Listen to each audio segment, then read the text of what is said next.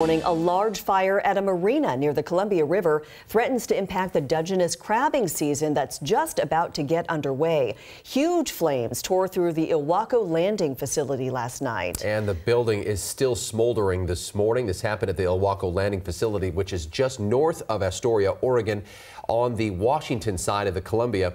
King 5's Drew Andre was there overnight. He joins us now live in Ilwaco. Just devastating. As Mimi mentioned, this is right before the season begins. Drew, what's the latest?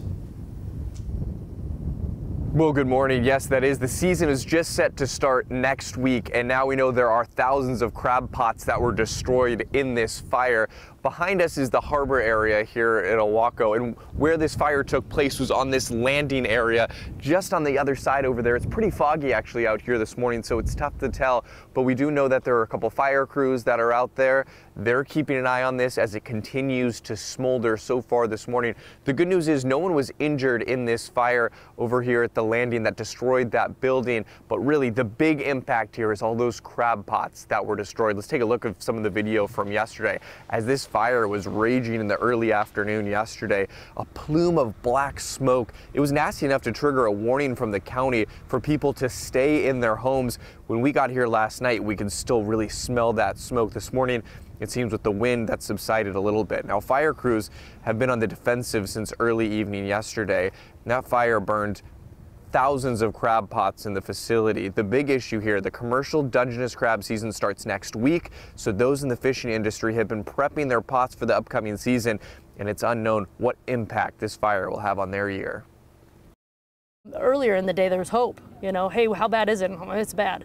And then as the day got further on, then you could see that hope turned into what are we going to do, to now I'm feeling more people are recognizing it's gone, and it's sad, but I think that, like I keep saying, Ilwaco's strong. Yeah, and really you can tell that people here in Ilwaco say they're rallying together in the coming days to try to help each other and get through this. Now, fire crews poured water on the facility for hours, and they managed to contain that fire to just that one area. So the big deal here is those crab pots, as we mentioned, thousands of them. The Department of Fish and Wildlife says that they are aware of what happened here and are going to try their best to reissue any licenses that were lost. Those licenses are just tags that are on those crab pots that, of course, at this point have burned. Jake and Mimi. So, Drew, how important is the fishing industry to that area? Oh, Mimi, it's huge. Here in Pacific County, this is one of two of the biggest fishing areas. And according to the county's website, there's $25 million in income generated to the fishermen that are out here fishing. That woman that you heard from that we spoke with, she's a real estate agent actually, and she says everyone is reliant on those fishermen, on the industry. If they have a good year, hey, even her business, it helps out. So this is something everyone is keeping a very close eye on. Yeah, let's hope they have a backup, some extra pots or something. Drew, thanks so much.